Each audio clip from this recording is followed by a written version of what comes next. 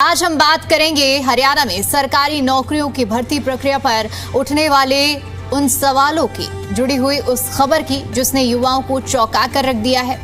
HPSC की post graduation teacher computer science की भर्ती का रिजल्ट आया और इसमें 1711 पदों के लिए सिर्फ 39 अभ्यर्थी पास हुए हैं, यानी महज 2.27%। और लोगों के हितों से जुड़ा हुआ ये मुद्दा है, इसीलिए इस मसले पर बहस जरूरी है।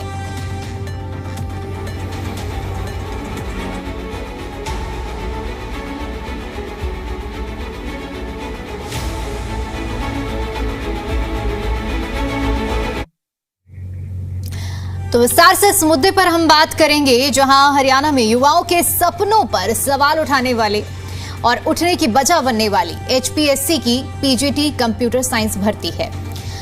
1711 पदों की इस भर्ती में सिर्फ 39 अभ्यर्थी पास हुए, जबकि ये हजारों युवा सालों भर इसका इंतजार करते रहे। मेवात कैडर के 78 पदों पर एक भी चयन नहीं हुआ। क्या ये भर्ती प्रक्रिया युवाओं को मौका दे रही है या उन्हें निराश कर रही है, ये बड़ा सवाल है और बेहद जरूरी है। मैं इन्हीं सवालों के जवाब तराशेंगे, सभी मुद्दों पर चर्चा करेंगे, लेकिन इससे पहले आपको एक रिपोर्ट दिखाते हैं। हरियाणा लोक सेवा आयोग ने पीजीटी कंप्यूटर साइंस के 1711 पदों को, जिनमें 1633 हरियाणा कैडर और 78 मेवात कैडर के लिए भर्ती प्रक्रिया 2019 में शुरू की थी। अगस्त 2019 में शुरू हुई ये प्रक्रिया कई सालों तक चलती रही। कोर्ट में चुनौतियां आई, स्टे लगा और फिर हटा। आखिरकार जून 2024 में मुख्य परीक्षा हुई और फरवरी 2026 में रिजल्ट आया। करीब 6.5 साल बाद आए इस रिजल्ट ने सभी को हैरान कर दिया। कुल आवेदकों में से करीब 5100 अभ्यर्थियों ने परीक्षा दी, लेकिन सिर्फ 39 ही 35% कट ऑफ तक पहुंच पाए। आयोग ने बताया कि स्क्रीनिंग टेस्ट नहीं लिया गया क्योंकि 4 गुना से कम अभ्यर्थी थे, इसलिए सीधा सब्जेक्ट नॉलेज टेस्ट हुआ, जो काफी कठिन था। इस वजह से ज्यादातर अभ्यर्थी कट ऑफ पार नहीं कर पाए। पास हुए 39 अभ्यर्थियों का अब इंटरव्यू होगा और चयन लगभग तय माना जा रहा है। एचपीएससी पीजीटी कंप्यूटर साइंस भर्ती, चौंका देने वाला रिजल्ट। कुल पद 1711, पास हुए अभ्यर्थी सिर्फ 39, यानी कि 2.27%। खाली रह गए पद 1672, यानी कि 97.73%। मेवात कैडर 78 पद, 0 चयन। सफलता दर महज 2.29%। भर्ती शुरू अगस्त 2019, रिजल्ट फरवरी 2026, यानी कि 6.5 साल बाद। खाली पदों के लिए नई भर्ती 16 फरवरी से 9 मार्च तक आवेदन। आयोग ने खाली रह गए 1672 पदों के लिए तुरंत नया विज्ञापन जारी कर दिया है। 16 फरवरी से 9 मार्च तक नए आवेदन मांगे जा रहे हैं, लेकिन युवाओं का कहना है इतने लंबे समय से चल रही भर्ती में कोई ओवरेज हो गया है, इसलिए नई भर्ती में उम्र छूट की मांग की जा रही है। इधर विपक्षी नेताओं ने भी सरकार पर हमला बोला। उन्होंने कहा कि ये सिर्फ एक भर्ती नहीं बल्कि युवाओं के साथ अन्याय है। कांग्रेस सांसद दीपेंद्र हुड्डा ने एक्स पर पोस्ट कर लिखा, किसी हरियाणवी को चेयरमैन बनाए, चेयरमैन को बर्खास्त कर किसी हरियाणवी को चेयरमैन नियुक्त किया जाए। भाजपा सरकार हरियाणा के युवाओं को ठग रही है। पीजीटी समेत कई भर्तियों में खाली रखे जा रहे हैं पद, ज्यादातर चयन बाहर के युवाओं का हो रहा है। एचपीएससी सोची समझी साजिश के तहत परीक्षाओं में हरियाणा के युवाओं को अयोग्य ठहरा रही है। इसी तरह रणदीप सुरजेवाला ने भी ट्वीट कर निशाना साधा। कुमारी शैलजा और कांग्रेस के तमाम बड़े नेताओं ने ट्वीट किया और विरोध किया। हरियाणा में जो सरकारी नौकरियां हैं, चाहे वो छोटे लेवल वाली हों या अच्छे वाली हों, जैसे असिस्टेंट प्रोफेसर वाली हैं, इनकी संख्या इतनी कम कर दो कि धीरे धीरे ये संस्थाएं जो हमारी हैं ये मर जाएं और ये पूरा एजुकेशन सिस्टम जो है ये प्राइवेट सेक्टर की तरफ अपने आप धकेल दिया जाए। 613 में से 151 बच्चे क्वालिफाई किए हैं और इसमें समझने वाली बात यह है कि ये बच्चे जिन्होंने एग्जाम लिया था, ये नहीं था कि कोई साधारण डिग्री का क्वालिफिकेशन थी, उसमें आपको मिनिमम एमए होना चाहिए था। उसमें फिर आप एग्जाम में ये बहाना लें कि इनके 35% भी नहीं आए, इसलिए हमने इन सबको रिजेक्ट कर दिया। आप ही हैं, 11 साल से आप सरकार में हैं, आपने यूनिवर्सिटीज का इतना बेड़ा गर्क कर दिया है क्योंकि आपने उसमें गोबर और गौमूत्र घुसाने की आप कोशिश कर रहे हैं। फिर आप कहते हैं कि हमारा एजुकेशनल सिस्टम का ब्रेकडाउन हो गया। ब्रेकडाउन तो आपने किया है, उससे पहले तो कोई ब्रेकडाउन नहीं था। इधर इनेलो के राष्ट्रीय अध्यक्ष अभय सिंह चौटाला ने भी इस मामले पर अपनी प्रतिक्रिया देते हुए विरोध किया है। हरियाणा में सरकारी नौकरियों की ये भर्ती कितनी प्रभावी होगी ये तो आने वाला वक्त बताएगा, लेकिन इतना तय है कि 1711 पदों पर सिर्फ 39 सिलेक्शन से युवाओं में आक्रोश, सवाल खड़े हो रहे हैं कि क्या ये सिलेक्शन पॉलिसी है या रिजेक्शन पॉलिसी। क्या सरकार युवाओं के भविष्य को प्राथमिकता देगी? ब्यूरो रिपोर्ट, जी मीडिया। और इस मुद्दे पर चर्चा करने से पहले कुछ सवाल आपके सामने रखते हैं और उन्हीं सवालों के जवाब तराशेंगे आगे की बहस में। और सवाल उठाना बेहद जरूरी भी है और महत्वपूर्ण भी है। और सवाल उठता है कि क्या एचपीएससी हरियाणा के युवाओं के लिए ये रिजेक्शन पॉलिसी चला रहा है। सवाल ये भी कि 1711 पदों पर महज 39 युवाओं को पास करने का क्या कारण रहा है। सवाल ये भी कि क्या परीक्षा इतनी कठिन बनाकर युवाओं को असल में असफल बनाने का काम किया गया है। और सवाल ये भी उठता है कि 97% पद खाली रहना, इसे क्या माना जाए, किस लापरवाही का इसे नतीजा माना जाए। और सवाल ये भी कि क्यों बाहर के अभ्यर्थी ज्यादा सफल हो रहे हैं, ये सवाल विपक्ष उठा रहा है। और यही सवाल बेहद महत्वपूर्ण है। आज एचपीएससी में जो भी सिलेक्शन प्रोसेस के लिए अभ्यर्थी मेहनत कर रहा है, वो आज यही सवाल उठा रहा है कि आखिर एचपीएससी की ओर से जो पॉलिसी अपनाई जा रही है, ये पॉलिसी क्या है। क्या युवाओं को सेलेक्ट करने के लिए पॉलिसी बनाई जा रही है या युवाओं को रिजेक्ट करने के लिए ये प्रोसीजर चलाया जा रहा है। क्योंकि बहुत चौंका देने वाले आंकड़े अपने आप में सामने आते हैं। अब देखिए कि 1711 पद हैं, जिनमें से अगर हम डिवाइड करके आपको बताते हैं तो कुल 1633 पद हरियाणा कैडर के और 78 जो पद थे वो मेवात कैडर के थे। अब इसकी भर्ती प्रक्रिया की शुरुआत होती है 2019 में, रिजल्ट आता है 2026 में, यानी कि समझिए 6.5 साल का जो वक्त है वो गुजर जाता है। और इतने लंबे इंतजार के बाद जब रिजल्ट आता है तो उसमें भी बेहद चौंका देने वाले नंबर सामने आते हैं। कहा जाता है कि 39 जो युवा हैं उन्हीं ने इस परीक्षा को पास किया है, 35% तक ही कट ऑफ में पहुंच पाए हैं।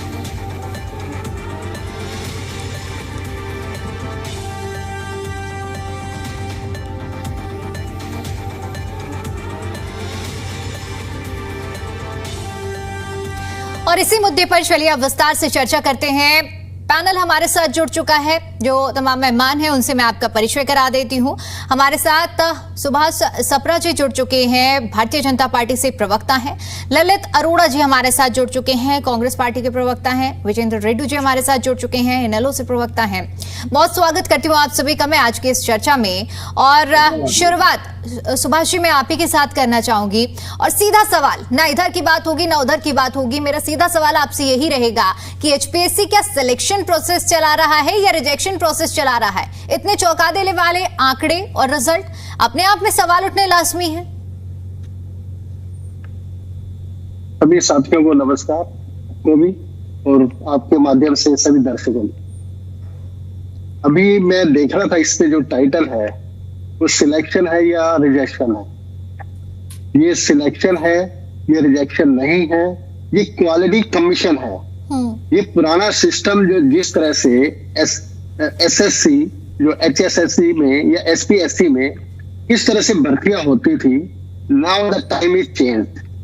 बिल्कुल अभी जो रिजल्ट आया है इसमें 39 बच्चे पास हुए हैं और जो जिसने जो टॉप किया है she is Nepali, she is from Ratia, Fatehabad से हैं।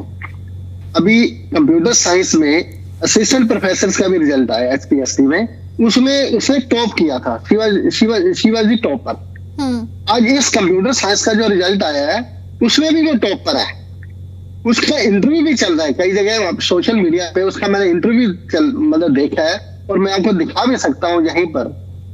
उनको डर था भाई कभी हमारा सिलेक्शन ना हो, कभी भ्रष्टाचार का बोलने वाला ना हो, कहीं पैसे की डिमांड ना हो। And she is happy. वो बिल्कुल सभी मतलब कई अकेडमी से वो जुड़ी हुई है, कईयों से सोशल मीडिया पे कई टीचर ने भी उनसे पूछा है, कहते हैं बिल्कुल फेयर सिलेक्शन है। तो अब ये टाइम बदल चुका है। पहले कैसे होता था, पेंसिल से नंबर लगते थे, पेंसिल से। और भर्ती घोटाले में देखो, हेलो जी जी सुभाष जी, हेलो सुभाष जी, आपकी आवाज आ रही है? आवाज आ रही है? बिल्कुल बिल्कुल, आप अपनी बात रखें। पुराने टाइम में भर्ती घोटाले होते थे, अब वो टाइम बदल चुका है। अब तो इसमें कैसा टाइम बदला है? 39 युवा सेलेक्ट हो रहे हैं। देखो, इसमें 35% मिनिमम पास परसेंटेज रखा हुआ है, वो 35% पे नहीं आ पा रहे, बस यही बात है। पूरे हरियाणा में क्या ये मान लिया जाए कि युवा इतने ज्यादा केपेबल अब नहीं रह गए हैं कि सिर्फ 35% यहाँ पर जो आंकड़ा है वो कट ऑफ पहुंच पा रही है? देखो, ये क्लास 2 जॉब होती है, असिस्टेंट प्रोफेसर क्लास 1 जॉब होती है। It is a tough competition, ठीक है। वो पुराने टाइम में मतलब किस तरह से भर्तियां हो जाती थी, अब मैं आपको बता रहा हूँ, फिर समय बदल चुका है। पेपर हमने जो पैटर्न है, पेपर पैटर्न थोड़ा सा बदला हुआ है, मतलब जैसे जिसे आप कह सकते हैं टफ प्रोसीजर, यानी अच्छे बच्चे आए। ये these are the teaching jobs. मतलब आप कह रहे हैं कि पूरे हरियाणा में सिर्फ 35% जो कट ऑफ आपकी ये पहुंची है, उसमें से सिर्फ 39 बच्चे अच्छे बच्चे हैं। यस, नहीं मतलब मैं बच्चे आए हैं, ये तो कंप्यूटर साइंस है। नहीं, अभी इंग्लिश में भी ऐसा होगा, अभी असिस्टेंट प्रोफेसर की भी अभी हुआ है, उसमें ऐसे तो बच्चे तैयारी करना ही छोड़ देंगे ना सुभाष जी? नहीं सुनो, परंतु नहीं, ऐसा कुछ नहीं है। कॉमर्स के जो बच्चे हैं बड़े अच्छे रिजल्ट आए हैं उसके, हिंदी का जो सब्जेक्ट है उसके बड़े अच्छे नंबर आए हैं। इंग्लिश में भी यही प्रॉब्लम रही थी, और आज कंप्यूटर साइंस में भी यही प्रॉब्लम रही है। तो ऐसा कुछ नहीं। और साथ ही साथ SPSC चाहती है, सरकार चाहती है भाई जल्दी से जल्दी भर्ती हो, और उन्होंने रिजल्ट के साथ साथ देखो, पद है 1700, अगर 39 अगर यहाँ पर युवा सेलेक्ट हो रहे हैं तो यहाँ बहुत चौंका देने वाली और बहुत विचार विमर्श करने वाली स्थिति है। मैं लौटूंगी आपके पास में। ललित अरोड़ा जी, सुभाष जी कह रहे हैं कि वक्त बदला है और प्रोसेस हमने बदला है और इतना कठिन कर दिया है कि अब जो योग्य है उम्मीदवार उन्हीं को सेलेक्ट किया जाएगा। एक तरफ ये बातें हैं, लेकिन दूसरी तरफ रिजल्ट है। आप लोगों की पार्टी की ओर से तमाम आवाजें हमने सुनी और विरोध भी सुना है, लेकिन क्या आप मानते हैं कि अगर इतनी कड़ाई की जा रही है तो वाकई इसका भविष्य क्या होगा? विपक्ष इस मुद्दे पर किस तरह से अब आगे की रणनीति बनाएगा, ये भी बताइएगा जरा। हमारे साथी ने, भाजपा प्रवक्ता ने बोला पहला समय और आज का समय, कहीं तुलना कर रहे थे। ये 580 ओमेर का मैंने केस दर्ज होते देखा है। अनिल नागर के यहाँ से पैसे पकड़े गए थे और उसने नाम लिए थे, वो जांच ठंडे बस्ते में आपने डाल दी, और भी बहुत से पेपर लीक हुए हैं। तो आप उसकी बात ना कीजिए। सवाल है कि आज का टॉपिक क्या है। आज का टॉपिक है कि क्या आप रिजेक्शन कर रहे हैं कि सिलेक्शन कर रहे हैं। आप ये तो बताइए प्रक्रिया क्या है, प्रक्रिया पे बात कीजिए, तो फिर तब तो चर्चा सार्थक हो। आप तो वो एक स्वीपिंग स्टेटमेंट दे दी कि पहले ऐसे नहीं था, अब बच्चे जो है 39 बच्चे तो ये मेरिटोरियस है, बाकी नॉन मेरिटोरियस है। मैं आपको तरीका बताता हूँ इनका। चयन प्रक्रिया में सबसे पहले स्क्रीनिंग टेस्ट करते हैं, आपको ही पता है, यानी एक इनिशियल एग्जामिनेशन है। 100 जो है मल्टी MCQs होते हैं, मल्टी चॉइसेस होती है, और इसमें नेगेटिव मार्किंग भी है। और ये भी कहा है कि नेगेटिव मार्किंग में 0.25 अंक कटते हैं। पहले तो आपने वही रगड़ा दे दिया, नेगेटिव मार्किंग किस लिए? आप बंद कर दीजिए। बाकी किसी स्टेट से कंपेयर तो कर लो, पंजाब से, राजस्थान से, हरियाणा से, उत्तर प्रदेश से, बिहार से कंपेयर कर लो। बिहार से तो आते हैं ना आपके चेयरमैन। पहली बात तो ये कि कंपैरिजन के बिना बैठ के अगर आप बात करेंगे तो अच्छा। फिर उसके बाद आता है सब्जेक्ट नॉलेज टेस्ट। पहले आपने स्क्रीनिंग कर ली, आपने मुझे लगाना है अंग्रेजी का प्रोफेसर, तो अंग्रेजी का टेस्ट लोगे ना। स्क्रीनिंग टेस्ट का क्या मतलब है? किस चीज का स्क्रीनिंग टेस्ट ले रहे हो आप? या तो फिर आप जो मेरी जो है सब्जेक्ट नॉलेज जब देखना चाह रहे हो तो स्क्रीनिंग क्यों लेते हो? फिर इंटरव्यू में आपने लोचा रखा हुआ है। 12.5% नंबर आप वहां पे तो अपनी मर्जी से दोगे ना। लिखित परीक्षा के में जो भी मर्जी हुआ हो, लेकिन वहां पे तो नंबर आपके लोगों ने देने हैं। तो मैं ये कह रहा हूं कि कट ऑफ की प्रक्रिया जो है वो ज्यादा टफ बना दी इन्होंने, क्योंकि स्क्रीनिंग टेस्ट में जो कट ऑफ है 25 है, तो आपके 70% लोगों को तो वही निकाल देते हो। क्या कारण है कि 1711 में से 39 पास हुए? आप 39 की लिस्ट पब्लिश कर दो ना, आप OMR पब्लिश कर दो ना। अगर 39 पास हुए, 39 में से भी 90 लोग, आप रतिया का एग्जांपल देके यहां से बच नहीं सकते। जो बच्चे पास, हमने फिल्टर ही कुछ ऐसा लगा दिया है कि अब जिनका चयन होगा वो योग्य होंगे, यानी मेरिटोरियस होंगे, उसके अलावा किसी का सिलेक्शन नहीं होगा। नहीं, इसके अलावा मैं और भी कुछ कहना चाहता हूँ। मैं ये कहना चाहता हूँ कि इन्होंने जैसे 39 में की लिस्ट एक बार आउट कर दे और ये यहाँ चैलेंज कर दे कि बच्चे बाहर के 90% नहीं है। दूसरी बात, इसके मुख्य हमने आलोचना कहाँ इसकी की है। सिर्फ ये नहीं कि ये रिजेक्शन कमीशन है, सिलेबस से बाहर के सवाल नहीं आए। सपना साहब बता दें, 15 जून 25 को परीक्षा में पाइपलाइनिंग के बारे में सवाल था, और भी कई टॉपिक थे जो पीजीटी सिलेबस में शामिल ही नहीं थे। ऐसे सवाल क्यों पूछते हो आप? बच्चा तैयारी करके आ रहा है गेहूं की, और आप वहां पूछ रहे पालक कैसे उगाई जाएगी, या पालक ही छोड़ दो डायनामाइट कैसे बनता है? ये कोई तरीका हुआ क्या? उसके अलावा और भी बहुत से प्रश्नों की जो जटिलता है ना, आप इतनी रख देते हो। आप आईएएस नहीं लगा रहे, आप कह सकते हो हम तो आईएएस बनाने वालों को लगा रहे हैं। नहीं, अभी आप उनको टीचर लगा रहे हो, और एवोल्यूशन की स्टेजेस हैं। 4-5 साल पढ़ाने के बाद वो अपनी प्रमोशन की हायरार्की में ऊपर जाता है, और इनके रिफ्रेशर कोर्स भी होते हैं। तो आप शुरू में इतना कठिन कर दोगे तो कोई ज्वाइन ही नहीं कर पाएगा। फिर लोगों ने परीक्षा दोबारा कराने की मांग की, जब ये देखा आउट ऑफ सिलेबस सवाल आए थे, तो सालों की तो मेहनत तो बेकार चलेगी ना बच्चे की। उसके अलावा उच्च कट ऑफ बहुत उच्च रखते हैं ये। सब्जेक्ट नॉलेज टेस्ट में 35% न्यूनतम। इसका मतलब आप ये कह रहे हो कि 35% किसी के नहीं आए? क्या ऐसा पॉसिबल है? क्या हरियाणा में कोई बच्चे 39 के अलावा जो 1600 कुछ बच्चे फेल किया आपने, वो 35% कट ऑफ में नहीं आए? ये हो सकता है क्या? ट्रांसपेरेंसी की कमी है। मैं कहता हूं कि OMR को अपलोड क्यों नहीं करते आप? बच्चों को पता तो लग जाए OMR का मतलब क्या है। आप ये कह रहे हो कि पेंसिल से, इसमें तो गोले ही बनते होंगे ना। अगर तो ये इसको अपलोड करने में क्या दिक्कत है? नहीं, एक और चीज कि देरी और दोहराव, भर्ती 2025 में शुरू हुई, आज के आगे आप कह रहे हो जी फटाफट रिजल्ट आ रहे। आज तो आप फरवरी 26 में आ गए भाई। आप एग्जाम देने के 36 आवर के अंदर रिजल्ट दे दो, क्यों नहीं देते?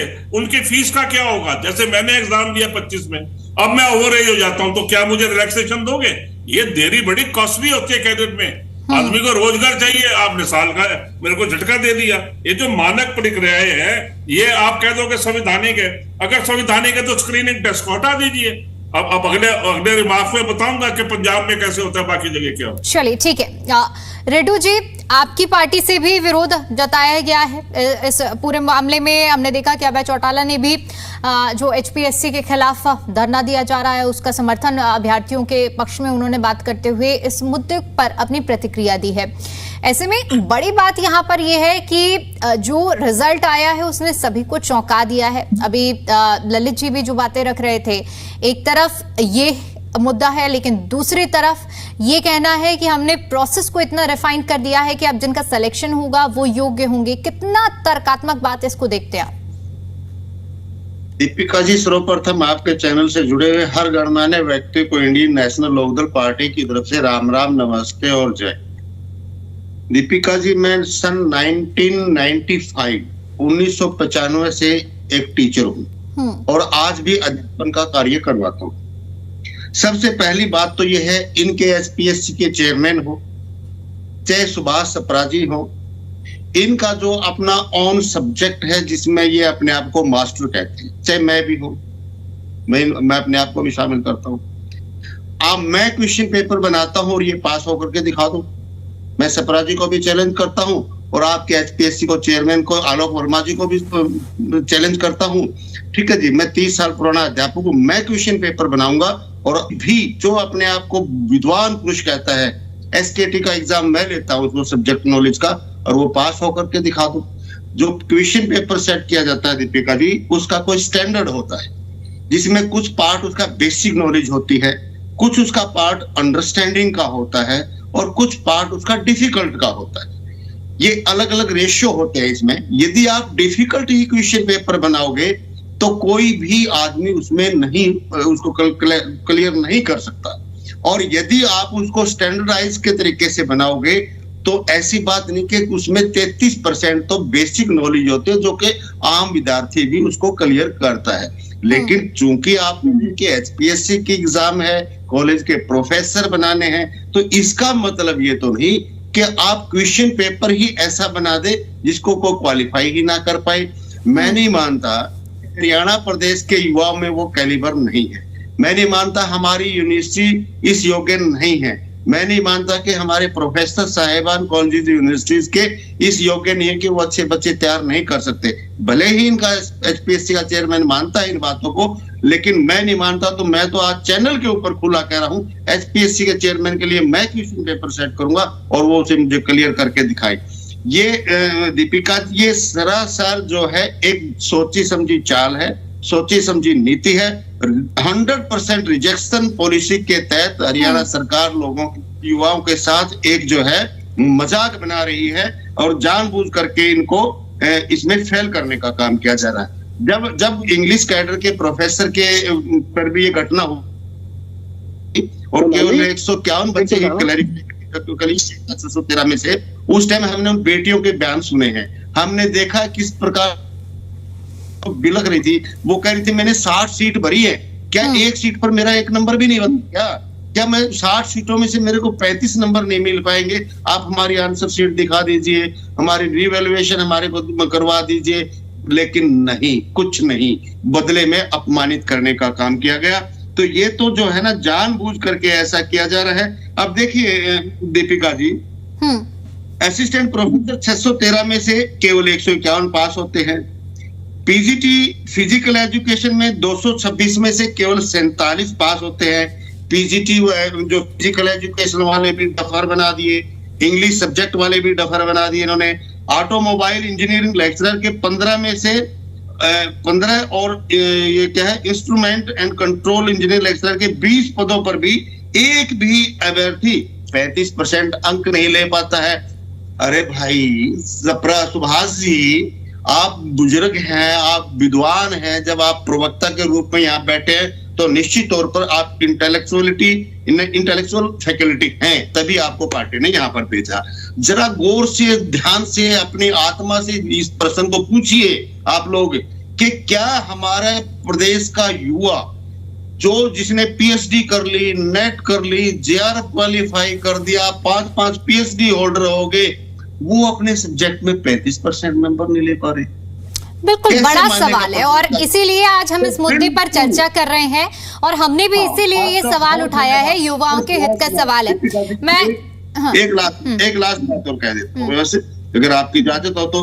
परीक्षा 2019 में ले लेते हैं, रिजल्ट 2026 में आता है। 7 साल का गैप सुभाष जी। एक युवा की जो एवरेज होने में कितने समय लगता है? जो मुहाने के ऊपर खड़ा होगा वो तो 7 साल एवरेज होगा। अगर आपने भर्ती नहीं करना तो सीधा बोल दो, मत निकालो। कम से कम ऐसा भद्दा मजाक तो प्रदेश के युवाओं के साथ मत करो। ये बिल्कुल अभय सिंह चौटाला ने भी विरोध किया, हम भी विरोध करते हैं। हम विरोध ही नहीं कर रहे, हम तो बड़ा इसके लिए कहते हैं कि युवाओं के प्रति बड़ी शर्मिंदगी है कि हम इस बात के लिए सरकार को झुकाने में कामयाब नहीं हो पा रहे। हालांकि इंडियन नेशनल लोकदल पार्टी जबरदस्त तरीके से मुद्दे को उठाती है, भले ही हमारे 2 विधायक हो, फिर भी हम युवाओं के साथ खड़े हैं इस बैठक। ठीक है सुभाष जी, वाजिब सवाल भी है और कुछ आंकड़े भी है मेरे पास में। इन आंकड़ों पर अगर नजर डाली जाए और किसी के सामने भी अगर पेश किया जाए तो हर कोई इस पर सवाल उठाएगा कि कैसे प्रदेश में चयन प्रक्रिया हो रही है और कहीं ना कहीं ये मोटिवेशन की जगह उन कॉम्पिटिटिव एग्जाम की तैयारी कर रहे बच्चों के लिए ये डिमोटिवेशन का बड़ा कारण बनेगा। आप देखिए कि अगर कोई परीक्षार्थी जिस पेपर में अप्लाई करने के लिए जाता है वहां पर मैक्सिमम जो पॉसिबिलिटी जो सक्सेस रेट है वो 2.27 है अभी जो रिजल्ट आया उसके हिसाब से, और इसमें फेल होने का जो रेट है वो इतना ज्यादा है, जबकि यहाँ से जो संभावनाएं होनी चाहिए वो बिल्कुल इतर होनी चाहिए। 2.27% सक्सेस रेट है और 97.73% यहाँ पर जो कह लें कि फेलियर रेट है। तो ये आप खुद सोचिए कि अगर आपके घर में कोई अगर तैयारी कर रहा हो कोई बच्चा, तो क्या आप उसके पेरेंट्स होने के नाते, उसका बड़ा भाई होने के नाते, क्या ये आपके लिए एक अच्छी खबर रहेगी? आप एक पार्टी के प्रवक्ता के बतौर ना सोचकर आप एक अभ्यर्थी के और उसके परिवार के हिसाब से सोचकर जरा बताइए। अभी हमारे साथी रेलवे साहब बता रहे थे, भाई मैं भी आपकी आवाज नहीं पहुंच पा रही है, ऑडियो अनम्यूट कर लीजिए प्लीज।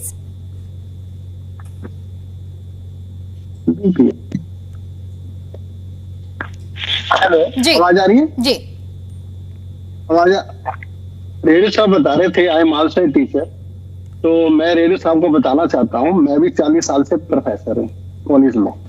हमने भी इस सिस्टम को बड़ी करीब से देखा, टीचर भी देखते हैं, प्रोफेसर भी देखता है।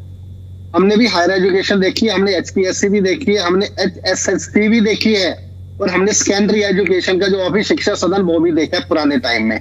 बट वाज हैपनिंग देयर, वहां पे क्या होता था, किस तरह से भर्तियां होती थी। यही असिस्टेंट प्रोफेसर की या PGD की डायरेक्ट इंटरव्यू होता था, डायरेक्ट इंटरव्यू। ये पुराने टाइम की बातें हैं, चाहे पुरानी सरकारें रही हों, डायरेक्ट इंटरव्यू। अब ये नहीं सुनो, ये जो राज्य सरकार ने भर्ती जो पैटर्न जो बदला है, स्क्रीनिंग टेस्ट, हो सकता है 10,000 बच्चे आ जाए, 20,000 आ जाए, किस तरह से भर्ती होगी। तो नेगेटिव मार्किंग लल्ली जी बता रहे, रख दिया आपने। नेगेटिव मार्किंग कोई भी पेपर होता है ना मैक्सिमम, उसमें नेगेटिव मार्किंग होती है। ये नहीं कोई मर्जी लगते मार, वो आपका प्रोसेस है, ठीक है। आप स्क्रीनिंग टेस्ट भी करवाइए, आप रिटन भी लीजिए, ठीक है। मैं एक सवाल ऐड ऑन कर देती हूँ, उसके बाद जवाब दीजिएगा। आप स्क्रीनिंग टेस्ट भी करवाइए, आप रिटन टेस्ट भी लीजिए, आप इंटरव्यू भी लीजिए। देखो ये सबके लिए सेम पैटर्न है। मैं वही चीज कह रही हूँ, लेकिन एक चीज, एक क्लॉज ऐड कर दे दीजिए। लेकिन क्या आप उसे इतना कठिन बना देंगे कि सक्सेस रेट 2% के आसपास पहुंचेगा? देखो, it is for all, it's open competition, ये सबके लिए है। आपको नहीं लगता कि ये कोई चिंता का विषय है? सभी बच्चों ने, हमने साथ ही साथ अगर कहीं पे कमी रही है तो बिल्कुल साथ साथ री एडवर्टाइजमेंट कर दिया है। ये वो बच्चे यही समझे दोबारा ऐड हुई है और वो मेहनत करें। ये जो पॉलिटिकल जो लीडर्स हैं जो ये बयान दे रहे हैं, ये उनके बहकावे में ना आए। री एडवर्टाइजमेंट हो गया और जल्दी से जल्दी वो उसी स्पीड से तैयारी करें जिस तरह से वो पहले कर रहे थे, और उससे अच्छी तैयारी करें जिससे उनका आगे क्या आपको लगता है कि एक बच्चा जिस एग्जाम में 2% का सक्सेस रेट है, उस एग्जाम की तैयारी मन लगाकर कर पाएगा? क्या उसको मोटिवेशन मिल पाएगी? आप बताइए। एक युवा के तौर पर सोचिए, उसके परिवार के तौर पर आप सोचकर बताइए ना। अब देखिए ना, इंग्लिश का रिजल्ट इन्होंने बता दिया, इन्होंने कॉमर्स का रिजल्ट नहीं बताया, इन्होंने हिंदी का रिजल्ट नहीं बताया, इन्होंने दूसरे सब्जेक्ट्स का रिजल्ट नहीं बताया। वहां पे तो 40%, 30% रिजल्ट आए हैं। ऐसी तो अगर कहीं पे उनमें कमी रही है तो हम उनको बिल्कुल शुभकामनाएं देते हैं, वो मेहनत करें बिल्कुल। चलिए ठीक है, हमारे साथ एलन गौर जी भी जुड़ चुके हैं, प्रोफेसर हैं। आप दोनों भी प्रोफेसर हैं, आप दोनों ने ही बताया। लेकिन बतौर एक अगर शिक्षाविद हमारे साथ कोई जुड़ रहा है तो उनसे मैं चाहूंगी कि विस्तार से इस चीज का विश्लेषण करें कि एलन गौर जी, आप किस तरह से देख रहे हैं एक परीक्षा जिसका परिणाम आने में लंबा समय लगता है। चलिए ठीक है, देरी भी एक बार को ठीक है, मान लेते हैं, लेकिन उसका सक्सेस रेट 2.2%। क्या बतौर एक शिक्षाविद होने के नाते, एक प्रोफेसर होने के नाते आपको ये चिंता का विषय लगता है या नहीं? क्या आप इस पूरे रिजल्ट का विश्लेषण किस तरह से करेंगे?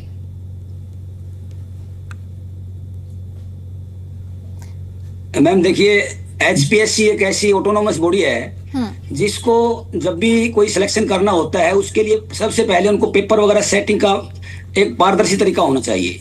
जैसे पेपर सेट किया, 5 पेपर बना दिए, 5 में से चेयरमैन को बोले कोई एक सेलेक्ट कर लें और उनकी बारीकी से जांच हो। मैंने तो ये देखा है कि इन पेपर्स में 33 प्रश्न जो हैं, इन्होंने ऑप्शनल का जो पेपर हुआ था, इससे पहले सब्जेक्टिव से पहले ऑब्जेक्टिव जो पेपर हुआ था, इन भर्ती के लिए बात कर रहा हूँ मैं, अंग्रेजी के जो प्रवक्ता के लिए की थी, उन 33 प्रश्नों को इन्होंने ओमिट कर दिया। ये कह रहे हैं कि इनके प्रश्नों के उत्तर ठीक नहीं है, किसी का A ठीक नहीं, किसी का B ठीक नहीं, किसी का C, किसी का D, ऑप्शन ठीक नहीं है मतलब। तो 33 हम छोड़ देते हैं। जब आप ऐसी बातें हो जाती हैं कि एक HPSC इतनी बड़ी गवर्निंग बॉडी है और वो पेपर में ही मतलब उनको ये पता नहीं पेपर ठीक दिया है कि नहीं दिया है बच्चों को, और 33 प्रश्नों को छोड़कर फिर वो मेरिट बनाते हैं, तो बच्चों के साथ तो बहुत बड़ा अन्याय होता है इस तरह से। तो HPSC को बहुत इस मामले में थोड़ी संजीदगी बरतनी चाहिए। जब भी पेपर सेट कराए जाएं तो पेपर में वो ये ध्यान रखें कि कोई त्रुटि ना हो। दूसरा, जब आप ये क्राइटेरिया निश्चित करते हैं कि भाई 33% या 35% पासिंग मार्क्स होने चाहिए, अगर आप ये क्राइटेरिया निर्धारित करते हैं तो आपको ये भी क्राइटेरिया निर्धारित करने का हक होना चाहिए और ये आपकी जिम्मेदारी होनी चाहिए कि आप ये भी सेट करें कि सिलेबस क्या है, कि उस सिलेबस में से कौन सा कितना सिलेबस आप जो दे रहे हैं वो सबके पास बराबर पहुंचे। आप आउट ऑफ सिलेबस क्वेश्चन ना दें। जिस सेटर्स के आप पेपर बनाने के लिए भेज रहे हैं वो उनको मालूम ही नहीं है, आउट ऑफ सिलेबस क्वेश्चन देने लग रहे हैं, आप देख नहीं रहे हैं, उनको मालूम नहीं है। पिस कौन रहा है? अभ्यर्थी। और फिर वो भी चलो देख लिया, उसके बाद पेपर सेटिंग का एक पार्ट हो गया। दूसरा पार्ट कितने, अरे यूपीएससी के एग्जाम में भी ऐसा होता है, इतने परसेंट टफ क्वेश्चन होंगे, इतने मीडियम कैटेगरी के होंगे, इतने, ये सब कुछ एक पैटर्न है, एक सिस्टम है। पेपर सेटिंग ठीक से नहीं होगी तो फिर नेचुरली अन्याय होगा। और फिर दूसरी बात, सिलेक्शन कैसे होगा? सिलेक्शन ना होने के पीछे रीजन है ना मैम। एक तो ये रीजन है कि आप पेपर तो आपने दिया वो आउट ऑफ सिलेबस पेपर दिया, उसमें आपने क्राइटेरिया ढंग से निर्धारित नहीं किया कि कौन सा पेपर कैसा होगा, सिलेबस भी आउट ऑफ सिलेबस, क्राइटेरिया भी नहीं, साथ में आपने 5% पेपर लिए नहीं, किसी 1% पेपर को उठा के दे दिया, आपने खुद उसको बारीकी से देखा भी नहीं, तो ये हाल होगा। फिर बच्चों को मान लो अगर 35% पे लगाते हो आप भी, 35% होना चाहिए क्राइटेरिया पास होने के लिए, ठीक है कोई बात नहीं, मान लिया, तो फिर उसके लिए स्टैंडर्ड सेट करने पड़ेंगे। आपने स्टैंडर्ड सेट नहीं किए, ऐसा कभी नहीं हो सकता कि मतलब विद्यार्थी जो है वो इतने नीचे जा करके पास ही ना हो पाए, ऐसा संभव नहीं है, ये बिल्कुल भी संभव नहीं है। और फिर एक और पॉइंट मैं यहाँ ऐड करना चाहता हूँ, हम हरियाणा से हैं, हरियाणा का सिलेबस होना चाहिए उसके अंदर, हरियाणा के बारे में पूरा जनरल नॉलेज के प्रश्न हरियाणा के होने चाहिए, ताकि हरियाणा के लोगों को, एक बिहार का व्यक्ति है या किसी केरला का व्यक्ति है, कहीं का भी यहाँ अप्लाई कर दे मान लो, उनको तो पता नहीं है हरियाणा के कल्चर का, ABCD नहीं पता, क्वेश्चन पेपर में आपने हरियाणा का कुछ पूछा ही नहीं, तो वो हरियाणा में अगर सिलेक्शन होके आ गया, आएगा तो होकर के वो तो, और वो आ गया मान लो हरियाणा में सिलेक्शन होकर के, उसके बाद वो बच्चों के साथ कैसे मिंगल अप करेगा, कैसे पढ़ाएगा, कैसे बारीकी को समझेगा, गहराई से उनकी बातों को कैसे समझेगा। तो ये हरियाणा का सिलेबस भी होना चाहिए। तो ये कमियां हैं, HPSC को इस पर ध्यान देने की जरूरत है मैम, मेरा ये कहना है। ठीक है ललित अरोड़ा जी, सुभाष जी का कहना है कि ये मुद्दा हम जिस तरह से पेपर सेट कर रहे हैं ये युवाओं के हित में ही किया जा रहा है, और ताकि जो प्रदेश में चयन होकर आए वो ऐसे उम्मीदवार आए जो असल में योग्य हों। लेकिन विपक्ष इस मुद्दे को घुमा रहा है, युवाओं से वो अपील कर रहे हैं कि विपक्ष की बातों में ना आए। कांग्रेस के जो नेता हैं वो बयानबाजी कर रहे हैं, चाहे इनेलो के नेता जो बयानबाजी कर रहे हैं वो युवाओं को बरगलाने का, बहकाने का काम कर रहे हैं। कांग्रेस और लोकदल में पढ़े लिखे लोग नहीं है क्या? बाहर से पढ़ के आए हुए विदेशी यूनिवर्सिटीज की डिग्री होल्डर है। आप मुझे ये बताओ शिकायतें क्यों आ रही हैं इनके पास, कोर्ट केस क्यों हो रहे हैं, कम पास रेट क्यों है, इस पे तो बात कर नहीं रहे। प्रश्न पत्र की सेटिंग खराब है जो और बाकी लोग बोल रहे हैं, तो अकेले बीजेपी का पक्ष तो नहीं, कट ऑफ में भी दिक्कत है। मैं आपको बताता हूं, या तो ये सिलेबस त्रुटिपूर्ण है, रिग्रेसिव प्रोसेस है, या फिर शिक्षा प्रणाली इतनी खराब हो गई है कि हरियाणा के बच्चे पास ही नहीं कर सकते। फिर दोषपूर्ण क्या चीज है? या तो आपका प्रोसेस दोषपूर्ण है, या जो है आपके जो कॉलेज स्कूल में पढ़ा रहे हो वो दोषपूर्ण है। मैं यूपी से आपको कंपैरिजन करके बताता हूँ, ठीक है। उनके यहाँ पे जो ये ग्रेजुएट टीचर वगैरह या इनके जो एग्जाम समकक्ष पदों पे जो एग्जाम होते हैं, वहां पे क्या है कि वो लिखित परीक्षा लेते हैं। ध्यान से सुनिएगा, ऑब्जेक्टिव टाइप 125 क्वेश्चन होते हैं, 500 मार्क के होते हैं। उसके बाद इंटरव्यू है और एक स्पेशल क्वालिफाइंग राउंड है। और क्या वो पास नहीं कर रहे हैं, वहां पे नौकरियां नहीं मिल रही हैं। आ जाइए पंजाब में क्या है, लिखित परीक्षा होती है ऑब्जेक्टिव, और उसके बाद डॉक्यूमेंट वेरिफिकेशन जिसको DV कहते हो, उसके अलावा कुछ नहीं। योग्यता मास्टर प्लस B.Ed प्लस जो है PSTET टेस्ट जो उसको कहते हो। तो फिर ये 2025 में भी उन्होंने यही प्रक्रिया अपनाई। राजस्थान में आ जाइए, राजस्थान में जो है कॉम्पिटिटिव लिखित परीक्षा 2 पेपर है, एक है जनरल नॉलेज और एक है सब्जेक्ट। जैसे अभी गौड़ साहब कह रहे थे कि जीके हरियाणा की होनी चाहिए, तो ये राजस्थान में ये चीज है कि वहां जीके है और जीके के साथ सब्जेक्ट मैटर है। तो आप सब्जेक्ट मैटर की नॉलेज लोगे कि स्क्रीनिंग करके फेल करने की कोशिश करोगे? तो वहां पे क्या है कि मास्टर डिग्री, B.Ed, D.Tet और STET, तो वहां पे भी 35 जैसा कोई फिक्स नहीं है कुछ भी। अब आ जाइए दिल्ली में madam single tier computer based test है, CBT 200-300 अंक का होता है।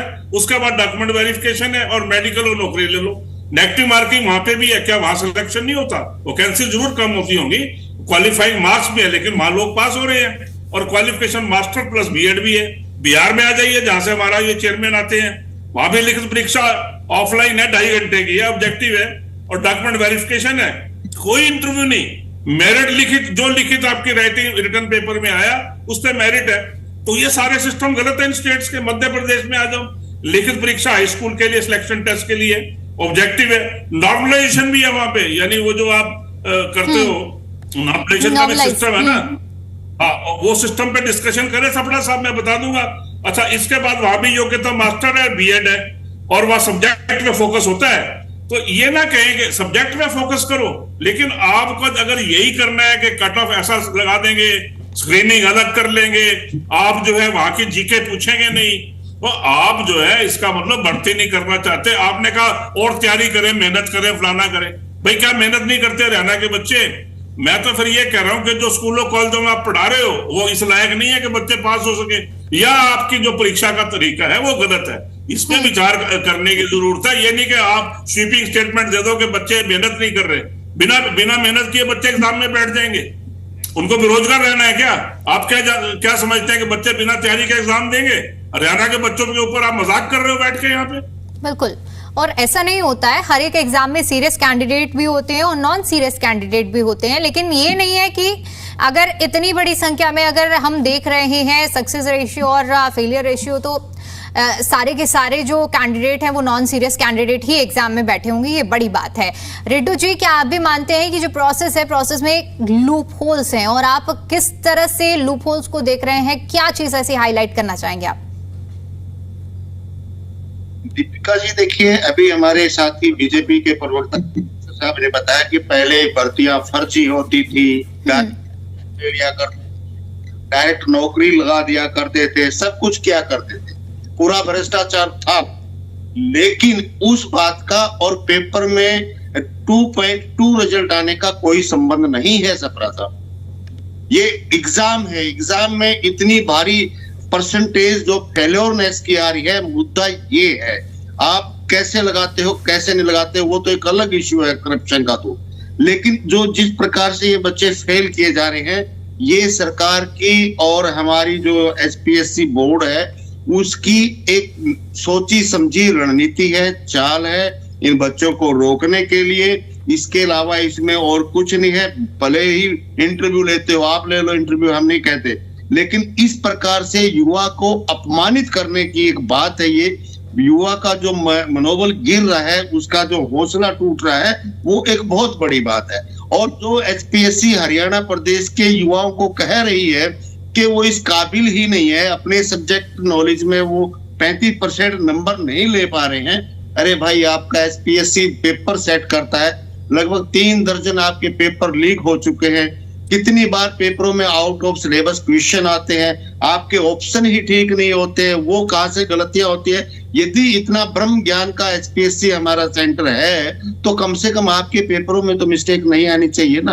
कोई ऐसे ऐसे क्वेश्चन पूछे जाते हैं जिसमें समाज में कलह चला है, कलह हुआ है, कितनी बार ऐसे क्वेश्चन आए हैं, वो पूछे गए, किसी जाति विशेष को टारगेट करके प्रश्न पूछे जाते हैं, आउट ऑफ सिलेबस के पूछे जाते हैं, ऑप्शन रॉन्ग होते हैं, कितनी सारी मिस्टेक करता है। और वो कहता है कि हमारे जो विद्यार्थी हैं, हमारा जो युवा वर्ग है, वो इसके काबिल नहीं है।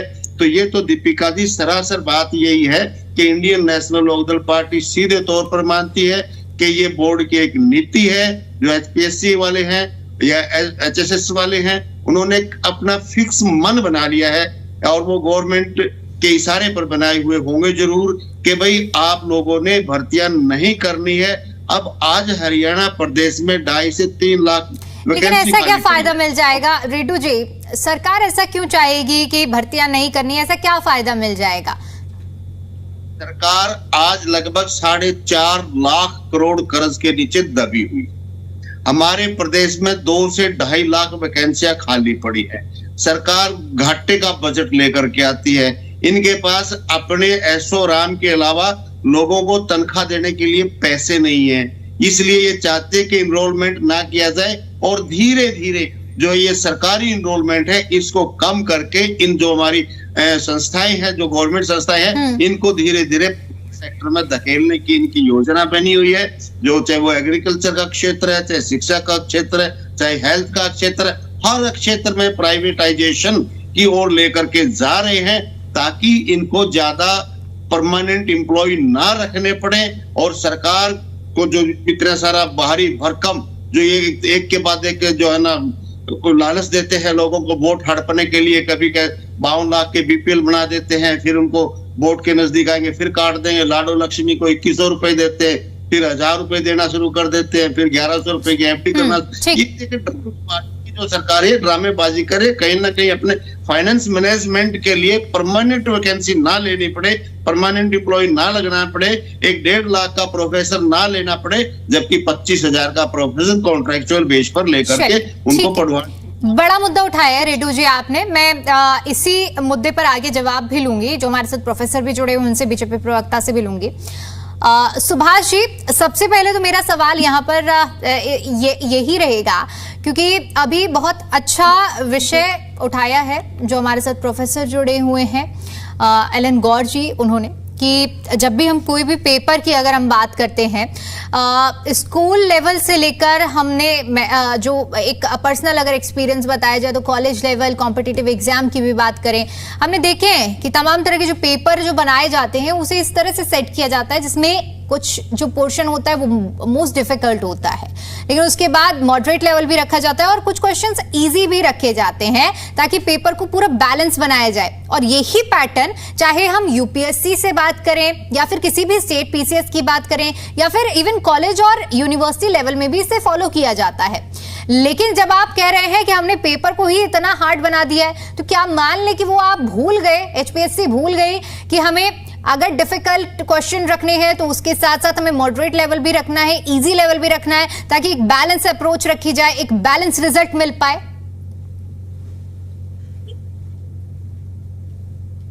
एग्जामिनेशन सिस्टम से हम भी जुड़े रहे हैं, मैं भी पेपर सेट करता रहा हूं काफी टाइम। इसमें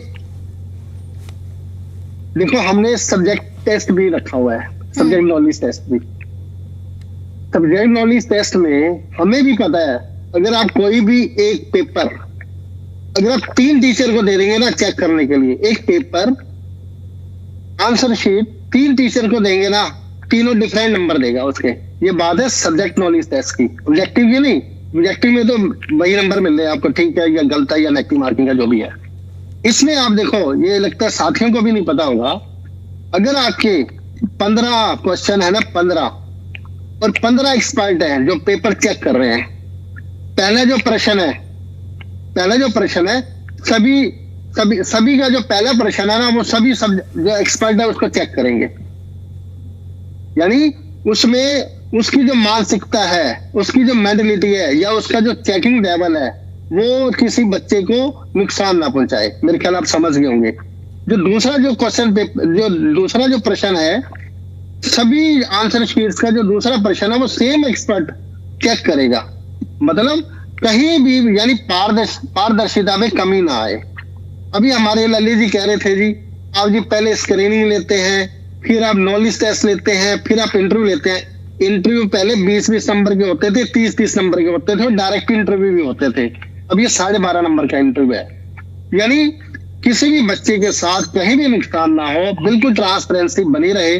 रेड्डू साहब ने भी पुराने टाइम में बरकर रही होंगी, I don't want to comment, मतलब किस तरह से घोटाले होते थे। बिल्कुल ये बच्चों के हित में, ठीक है बच्चे सफल नहीं हो पाए, हमें भी अफसोस है, हम तो चाहते हैं सभी सफल और जल्दी से जल्दी। ये गवर्नमेंट का भी खर्चा होता है, गवर्नमेंट का भी काफी प्रोसीजर टाइम लेता है भाई, किसी भी जो है ना ये भर्ती कटाई में ना पड़े, जल्दी से जल्दी स्कूलों को अपने टीचर मिले। तो ये बिल्कुल जल्दी से जल्दी ये भर्ती इसलिए साथ साथ री एडवर्टाइजमेंट कर दी गई है, वो किसी बेकावे ना आए, री एडवर्टाइजमेंट कर दी गई है और करना भी पड़ेगा, क्योंकि बहुत बड़ी संख्या है अभी भर्तियों की। लेकिन सुभाष जी, मैं फिर से वही सवाल दोहराऊंगी कि क्या आपको नहीं लगता है कि एचपीएससी ने उस नियम का पालन नहीं किया है, एक तरफा पेपर सेट किया, इतना ज्यादा हार्ड प्रोसेस को बनाया गया सब्जेक्टिव क्वेश्चन में? मैं फिर से उसी सवाल को दोहराऊंगी क्योंकि मुझे नहीं लगता कि अभी वो जवाब मिला है और जो साथी पैनलिस्ट हैं उनको भी इस चीज का जवाब मिला होगा। देखो एचपीएससी एक इंडिपेंडेंट बॉडी है, गवर्नमेंट का इसमें कोई दखल अंदाजी नहीं होती।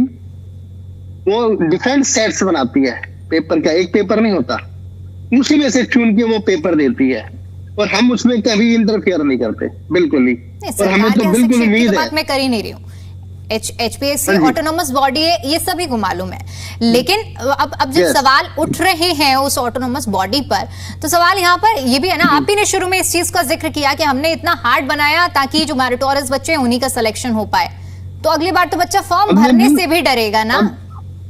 देखो, इसकी वजह सिर्फ यही हो सकती है भाई, पेपर थोड़ा सा लेवल ऊंचा था उसका और बच्चे सफल नहीं हो पाए। गवर्नमेंट का तो इसमें मतलब नहीं, एसपीएससी करती है और उसके भी कुछ मापदंड है, उसके मापदंड है, सारा सिलेक्शन सारा कुछ ना कुछ प्रोसीजर है। लेकिन एक सवाल यहाँ पर, छोटा एग्जाम नहीं होता ये। मैं सरकार पर आरोप नहीं लगा रही हूँ, मैं किसी सिर्फ एक जो व्यवस्था है उस पर सवाल उठा रही हूँ और आपसे पूछ रही हूँ क्योंकि आप प्रतिनिधित्व कर रहे हैं। और भी ऐसे स्टेट हैं, चाहे हम सिर्फ हरियाणा को छोड़कर, हमने उत्तर प्रदेश को भी देखा है, उत्तर प्रदेश की जो चयन प्रक्रिया है उसको भी बारीकी से देखते हैं, आसपास में लगे हुए क्षेत्र, चाहे हम राजस्थान की बात कर लें, चाहे मध्य प्रदेश की बात कर लें, इस तरह से बार बार किसी भी पब्लिक सर्विस कमीशन पर लगातार सवाल नहीं उठते हैं। यहाँ हरियाणा की व्यवस्था पर लगातार कोई भी एग्जाम होगा, हर बार चाहे बच्चों की हम बात कर लें, सवाल उठाते हैं। विपक्ष तो एचपीएससी के चेयरमैन को लेकर ही लगातार सवाल उठा रहा है। तो क्या आपको नहीं लग रहा है कि जो सवाल लगातार उठ रहे हैं, कुछ ना कुछ तो ऐसी वजह होगी या कुछ ना कुछ तो ऐसी कमी होगी जिसकी वजह से इतना हाईलाइट हो रहा है, या सिर्फ आप इसे राजनीति ही मान रहे हैं? देखो, विपक्ष को तो अपनी राजनीति करनी है, उसको तो कोई ना कोई मुद्दा चाहिए। और धरने पर बैठे बच्चे, पुराने टाइम में देखो, धरने पर बच्चे, अब पीछे क्या हुआ, ये सारे जितने भी नेता हैं वहां पे पहुंच रहे हैं, जो बच्चे सफल नहीं हो पा रहे, अब बच्चे सफल भी हो रहे हैं, अब इसमें भी नहीं तो कोई ना कोई ये मोटिवेट करेंगे, जाओ जी वहां पे जाके धरना दो, एचपीएससी में धरना दो या पंचकुला के ग्राउंड में जाके धरना दो, तो बच्चे किसी बेकाबे में ना आए। इसका री एडवर्टाइजमेंट हो चुका है, जल्दी इसका एग्जाम होगा, हमें उम्मीद है 2-4 महीने में रिजल्ट होगा, क्योंकि टीचर चाहिए, स्कूलों में टीचर चाहिए, जल्दी से जल्दी एग्जाम होगा और जल्दी से जल्दी पूरी इसकी सिलेक्शन। चलिए सर, उम्मीद करते हैं कि इस बार 2% हमने तो रिजल्ट तुरंत दिए हैं, जिस दिन इंटरव्यू खत्म होता है उसी दिन रिजल्ट दिए हैं रात को, ऐसा भी हुआ है, ऐसी बात नहीं है। अब ऐसी पूरी लंबी लिस्ट है, जिस दिन इंटरव्यू पूरा होता है रात को रिजल्ट जारी हो जाता है, कहीं पे कोई पर्ची खर्ची ना चले। आप 4 दिन बाद दे दीजिए, लेकिन कम से कम सक्सेस रेट तो होना चाहिए ना उसमें, ये नहीं होना चाहिए ना कि 39 बच्चे सेलेक्ट हो रहे हैं। खैर, एलन गौर जी, अभी रेड्डू जी ने जिस बात को रखा है, मैं आपसे समझना चाहूंगी इस पहलू को, कि वो कह रहे हैं कि मैं आ रही हूँ ललित जी, आपके पास आती हूँ मैं। वो अभी रेड्डू जी ने इस बात को कहा है कि ये जो सरकार की मंशा ही नहीं है कि ये भर्तियां हो, हालांकि हम ये भी जानते हैं कि एचपीएससी एक ऑटोनॉमस बॉडी है, सिलेक्शन प्रोसेस अपना अलग है, लेकिन क्या कुछ फंड्स का एलोकेशन भी एक वजह बनती है इस तरह की अनियमितताओं के पीछे? इसका विश्लेषण करिएगा। देखिए, सरकार का इसमें इन्वॉल्वमेंट मैं तो मानूंगा नहीं, क्योंकि जिसकी भी सरकार हो, चाहे वो बीजेपी हो या कांग्रेस हो, सरकार की तो इसमें इन्वॉल्वमेंट मुझे नहीं लग रही है, क्योंकि ये फेल्यूर है तो एक संस्था का है। जैसे कि एचपीएससी एक अलग ऑटोनोमस बॉडी है, उनकी व्यवस्थाएं की गई हैं, एडमिनिस्ट्रेशन बनाए गए हैं, एक हायरार्की बनाई गई है, तो उसमें चेयरमैन से लेके सदस्य सब कुछ हैं, और उनके अंडर में भी बहुत सारा एक अमला होता है जिसके थ्रू ये पेपर सेट कराते हैं, और जो भेजते हैं टीम का, पूरी टीम होती है ये। लेकिन सरकार का इसमें कोई वो नहीं है। हाँ, इतना जरूर है कि एचपीएससी की अगर कोई मिस्टेक होती है तो उंगली तो सरकार पे उठती है फिर लास्ट में, क्योंकि एचपीएससी के जो चेयरमैन हैं उनको थोड़ा सा इस बात को संज्ञान में लेने की जरूरत है कि जब लोग इतने परेशान हो रहे हैं, आ रहे हैं सड़कों पे, बच्चे आ रहे हैं, भाई कल परसों एक रिजल्ट आया है कंप्यूटर पीजीटी कंप्यूटर साइंस का, तो उसमें देखो 1700 बच्चे थे, मतलब अभ्यर्थी, और उनमें से 50 से नीचे जो है मेरिट आई है, 50 से नीचे पास हुए हैं। 50 से नीचे मैं इसलिए कह रहा हूँ, एग्जैक्ट फिगर मुझे पता नहीं है। 39 बच्चे पास हुए हैं। दीपिका जी, अगर मैं कैमरे पे कोट कर दूंगा तो गलत हो जाएगा, मुझे ध्यान नहीं है कितने हुए हैं। अब आप कह रहे हैं तो अच्छी बात है, 39 हुए हैं, तो संख्या बहुत ही नगण्य है।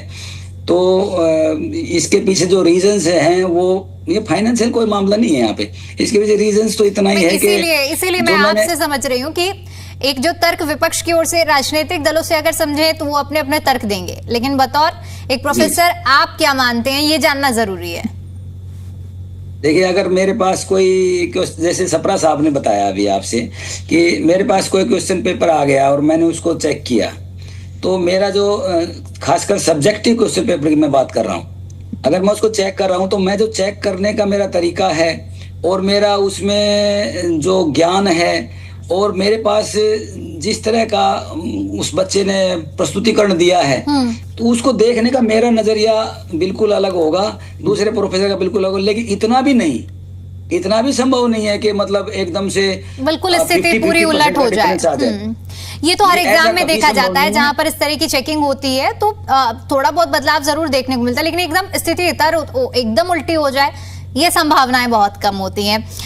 ऐसा संभव नहीं है। बिल्कुल। और इसमें जैसे हाँ जी, ठीक है सर, मेरे पास समय कम है इसलिए मैं सभी से फाइनल कमेंट ले लेती हूँ। ललित जी, फाइनल कमेंट के साथ कंक्लूड करिएगा सर। देखिए, हाँ, मैं 30 सेकंड से ऊपर नहीं लूंगा। कम पास रेट की बात हो रही है। 1 मिनट में आप अपनी बात रख सकते हैं, 1 मिनट है आपके पास। आप ये कम पास रेट की बात हो रही है ना कि 100 में से 2 पास हुए, चर्चा हो रही है इस विषय पे कि क्यों कम पास हुए। ये कह रहे हैं कि बच्चे मेरिटोरियस नहीं थे, इसका कहने से जान छूट जाएगी। आप ये बता दीजिए कि क्या कट ऑफ ठीक है, सख्त नहीं है, मतलब जिससे कम पास हो रहे हैं, और आपका जो कट ऑफ 35 वाला ये अन्य राज्यों के मुकाबले में ठीक है, लचीला है, कैटेगरी आधारित है। क्या वहां पे बच्चे ज्यादा योग्य हैं या वहां के सिस्टम के प्रोसीजर्स में और सिलेक्शन प्रोसेस में, टेस्ट में, इसमें उसमें कुछ कमियां हमारे यहाँ नहीं है? इस पर स्टडी नहीं होनी चाहिए आपकी? फिर आप देखिए, एक बात और है कि मतलब हरियाणा और यूपी में इंटरव्यू, बाकी जगह नहीं है। इसमें आप कहते हो इंटरव्यू पहले भी होते थे। भाई ऐसे अगर आप यूं कहेंगे कि आपने सुनना ही नहीं है ना, फिर तो मैं जो कह रहा हूं ये कह रहा हूं कि सिलेबस से बाहर के प्रश्न आए। मैंने बताया, मैंने ये भी बताया कि देरी हुई सिलेक्शन में, इतना टाइम, सालों साल लग गए। पारदर्शिता की कमी है ना। बच्चे कांग्रेस के या लोकदल के कहने से आपके खिलाफ बोल रहे हैं? क्या वो लोकदल और कांग्रेस के कहने से आपके खिलाफ बोल रहे हैं, कोर्टों में जा रहे हैं? इस तरह से कहने से नहीं होता। आप बच्चों के जो उनके मेंटल स्टेटस है, जो बच्चों को जो परेशानी हो रही है, जिस चीज से वो गुजर रहे हैं। बहुत छोटा सा कमेंट रेडू जी आप भी दे दीजिए, फाइनल कमेंट। एक लाइन और है कि हरियाणा की प्रक्रिया गुणवत्ता पे जोर देती है, आप ये कह रहे हो, लेकिन अक्षम क्यों है? इस पे जवाब दे दीजिए। ठीक है, ठीक, मुझे तो इनकॉम्पिटेंट लग रही है प्रक्रिया। चलिए ठीक है, आखिरी 30 सेकंड रेडू जी। और दूसरी बात अभी ये आई कि भाई हर जो वेलफेयर होता है उसके अलग अलग दृष्टिकोण होता है, विजन होता है, लेकिन ये गौड़ साहब ने भी क्लियर कर दिया, वो 19-21 तो हो सकते हैं, वो पास साल नहीं पलट सकता, बिल्कुल भी नहीं पलट सकता। एक कोई 10 नंबर 15 में से 10 दे देगा, कोई 12 दे देगा, तो कोई 9 दे देगा, इतना तो हम मान सकते हैं। लेकिन 15 वाले प्रश्न में कोई 1 नंबर दे देगा या उसको 0-0 बना देगा, ऐसा नहीं हो सकता। दूसरी बात, माफी के साथ रोकूंगी क्योंकि समय कम है, इसलिए चर्चा को यहीं समाप्त करना पड़ेगा। बहुत शुक्रिया आप सभी का आज की इस चर्चा में जुड़ने के लिए और अपना कीमती समय देने के लिए। तो इस वक्त HPSC सवालों के घेरे में है। एक तरफ है वो बच्चे जिन्होंने एग्जाम दिया और सक्सेस रेट इतना कम रहा, तो दूसरी तरफ है विपक्ष जो लगातार इस कार्य प्रणाली पर और व्यवस्था पर सवाल उठा रही है। यहाँ रुकते बहुत छोटे से ब्रेक के लिए।